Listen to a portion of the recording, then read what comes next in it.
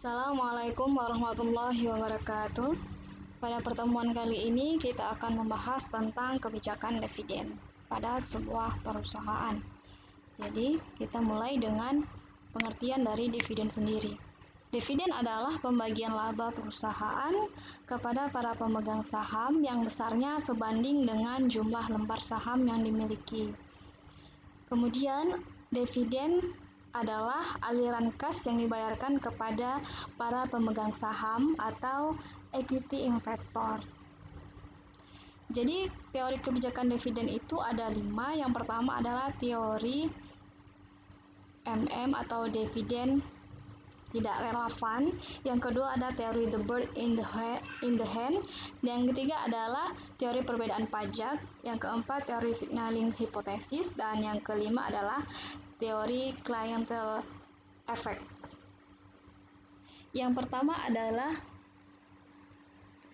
teori irrelevant of dividend, yaitu kelompok ini menganggap dividen tidak relevan, di mana yang menyatakan yaitu tadi itu adalah Modigliani dan Miller menyatakan bahwa kebijakan dividen tidak mempunyai pengaruh terhadap harga saham perusahaan. Jadi nilai perusahaan hanya ditentukan oleh kemampuan menghasilkan laba, bukan pada pembagian laba perusahaan untuk dividen atau sebagian untuk laba ditahan. Jadi dari teori ini mengatakan bahwasanya harga saham itu tidak dipengaruhi oleh kebijakan dividen. Selanjutnya adalah yang kedua adalah teori the bird in the hand, yaitu yang mencetuskan yaitu Lindner, Gordon, dan Bhattacharya menjelaskan bahwa investor menyukai dividen yang tinggi karena dividen yang diterima seperti burung di tangan yang risikonya lebih kecil atau mengurangi ketidakpastian dibandingkan dengan dividen yang tidak dibagikan. Jadi kelompok ini berpendapat bahwa peningkatan dividen akan meningkatkan harga saham yang selanjutnya akan berdampak pada nilai perusahaan. Kemudian yang ketiga adalah teori tax preference. Jadi teori ini adalah diajukan oleh Litzenberger dan Ramaswamy. Mereka mengatakan bahwa karena dengan adanya pajak, maka pendapatan yang relevan adalah pendapatan setelah pajak atau EAT, earning after tax. Jadi adanya pajak terhadap keuntungan atau dividen dan capital gains, para investor lebih menyukai capital gains karena dapat menunda pembayaran pajak. Oleh karena itu, investor mensyaratkan suatu tingkat keuntungan yang lebih tinggi pada saham yang memberikan dividen yield tinggi. Capital gain yield rendah daripada saham dengan dividen yield rendah, capital gains yield tinggi. Jadi kalau teori yang ini mengatakan bahwasanya mereka itu berpendapat kalau misalnya pajak tadi itu lebih besar, kalau pajak dividen lebih besar daripada pajak capital gain, jadi mereka itu akan lebih menyukai capital gain. Karena apa? Karena penundaan pembayaran pajak. Jadi kalau misalnya di saham itu kan keuntungannya itu ada dua ya, jadi dari dividen dan dari capital gain. Jadi dividen itu pembagian keuntungan dari perusahaan, sedangkan capital gain itu dari keuntungan selisih harga beli dan harga jual dari saham tersebut. Jadi setiap kita menerima keuntungan dari dividen maupun capital gain itu, dia ada proporsi pajak tersendiri. Jadi kalau misalnya dari teks teori preference ini tadi itu mengatakan bahwasanya kalau misalnya pajak capital gain itu lebih rendah, mereka tuh lebih menyukai daripada dividennya itu rendah itu. Karena kalau misalnya capital gain itu kan mereka lebih suka atau bisa trading ya, atau bisa goreng-goreng saham, bisa sekarang beli, biasa kan trader kayak gitu. Jadi kalau misalnya, sedangkan kalau dividen itu kita harus menunggu dalam jangka waktu yang panjang atau dia tergantung dengan sesuai dari perusahaan tersebut gitu. Ada harus dibenam beberapa waktu lama atau investasi kalau kita katakan dari dividen tadi itu dananya di perusahaan tersebut gitu. Kemudian yaitu yang keempat, signaling hypothesis. Dalam keadaan ada pajak pribadi dan pajak perusahaan, dividen tidak disukai hampir semua pemegang saham yang membayar pajak, atau pemegang saham bersikap sama apakah berupa dividen atau capital gain. Namun mengapa perusahaan tetap membayar dividen secara teratur dan merata? Jadi si Vozev ini menganggap bahwasanya dividen tampaknya memiliki informasi atau information content of dividend atau sebagai isyarat akan prospek perusahaan. Jadi sebenarnya dividen itu memberikan informasi bagaimana sih dari nilai si perusahaan tersebut gitu. Dia hipotesis terhadap sinyal bagaimana prospek perusahaan tersebut ke atas gitu. Selanjutnya yang keenam adalah clientele effect theory. Jadi menurut si clientele teori tadi ini, dividen puzzle atau perdebatan dari dividen tadi itu disebabkan oleh adanya investor yang berbeda, baik dilihat dari segi usia investor, kelompok investor, dan golongan. Jadi perbedaan tersebut menimbulkan preferensi yang berbeda terhadap tinggi rendahnya dividen yang akan mereka terima. Jadi investor individual dengan usia lanjut dan penghasilannya hanya bergantung dari dividen mungkin lebih menyukai kalau dividen payout-nya yang tinggi, akan tetapi investor dengan penghasilan tinggi akan lebih menyukai dividen payout rendah. Jadi yang keenam ini teori tergantung dari segi usia investor gitu. Jadi berbeda investor, berbedalah mereka menyukai dari dividen tadi itu. Kemudian kita masuk ke prosedur pembayaran dividen. Jadi inilah tahap-tahapnya secara umum. Yang pertama adalah tanggal pengumuman. Jadi di sini tanggal pengumuman bahwasanya perusahaan A misalnya mau membagikan dividen pada tanggal sekian bulan Mei misalnya gitu. Jadi ada pengumumannya dari si perusahaan tersebut, berapa akan diberikan per lembar saham dan yang lain-lain. Kemudian yang kedua adalah tanggal pencatatan pemegang saham. Jadi namanya itu kumdet ya.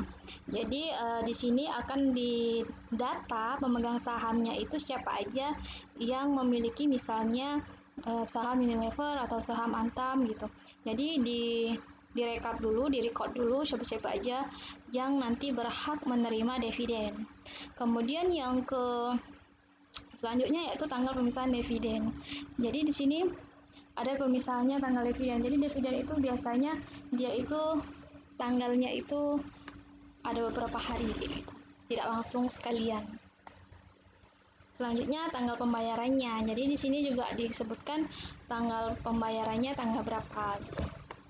Rentang waktunya berapa lama. Kemudian faktor-faktor yang mempengaruhi kebijakan dividen. Yang pertama kebutuhan dana perusahaan. Di sini tergantung dari aset dari si perusahaan tersebut, modalnya dan yang lain-lain.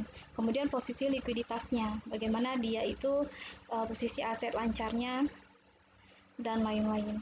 Kemudian yang ketiga adalah kemampuan meminjamnya. Jadi kadang-kadang kalau misalnya perusahaan tersebut itu ingin membagikan dividen mereka dan posisi keuangannya kurang, mereka bagaimana kemampuan meminjam kepada investor-investor baru atau dana segar ya. Jadi selanjutnya yaitu jenis-jenis dividen. Jadi dividen itu ada 3 di sini, dividen tunai atau dividen cash dividen. Tujuannya yaitu untuk memacu kinerja saham. Kemudian selanjutnya adalah dividen saham. Dividen saham yaitu tujuannya untuk memacu kinerja saham dan likuiditas saham. Kemudian dividen likuidasi yaitu distribusi kekayaan kepada pemegang saham. Jadi kalau dividen tunai dia itu secara tunai dikasih uangnya berapa, 1 lembar saham. Dividen saham dia itu dikasih saham lagi selanjutnya. Kemudian di sini kita contohkan dari bagaimana sih menghitung dividen dari saham atau stok dividen. Jadi dividen dalam bentuk saham dengan proporsi tertentu. Jadi nilai dividen saham yaitu di sini kita ketahui bahwasanya VD sama dengan PS per RD. Jadi VD sendiri yaitu nilai dividen saham per lembar saham. Per sahamnya, PS-nya harga wajar dividen atau diputuskan dalam RUPS. Harga penutupan sebelum RUPS. Jadi rapat umum pemegang saham. Kemudian RD adalah rasio dividen sahamnya. Kemudian contohnya, pada bulan Juli 2018 PT Suparma atau SPMA membayar dividen saham dengan rasio 100 banding 80 dan nilai nominalnya adalah Rp1.000. Harga pasar satu saham adalah 1.100. Berapa nilai dividen yang dibayarkan? Jadi kita harus mengetahui dulu bagaimana formulanya. Jadi VD tadi itu adalah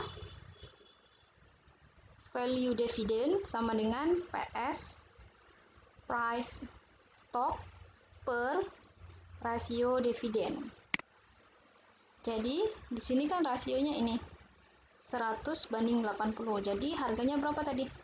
Harga per lembar sahamnya 1100 dibagi 100 bagi 80 sama dengan 880. Jadi setiap pemegang saham satu lembar dia akan menerima proporsi saham baru yang setara dengan nilai 880. Jadi kalau stok dividen ini kan berarti dividennya itu dibayar dengan saham baru itu. Jadi dia akan menerima atau dia akan memiliki saham lebih banyak daripada sebelumnya.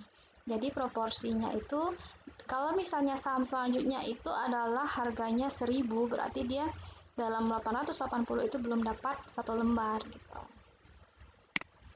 Selanjutnya alat ukur berkaitan dengan dividen.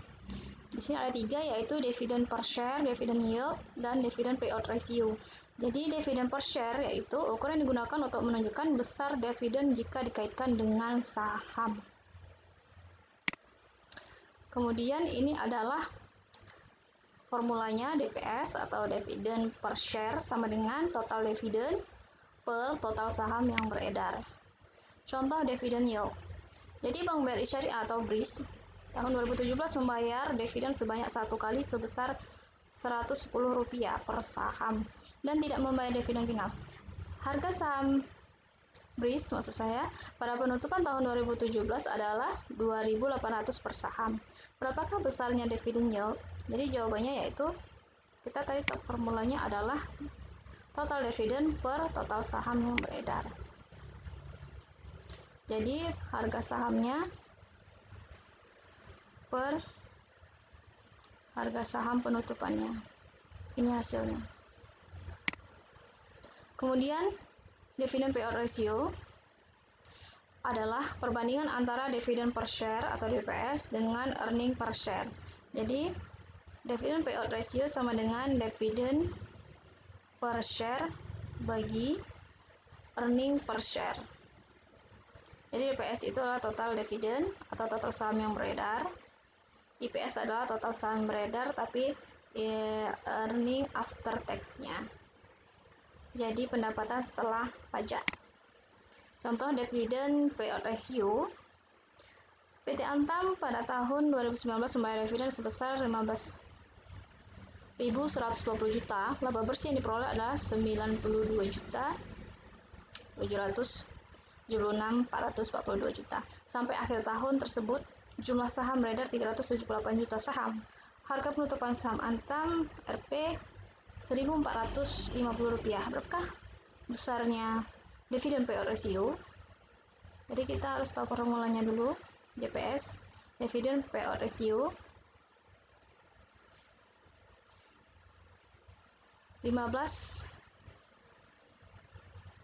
Dividennya berapa? Total dividennya dibagi jumlah saham yang beredar. Jadi harganya dividen payout ratio-nya adalah 40 per lembar saham. Kemudian IPS-nya earning per share-nya 92 juta sekian per 378.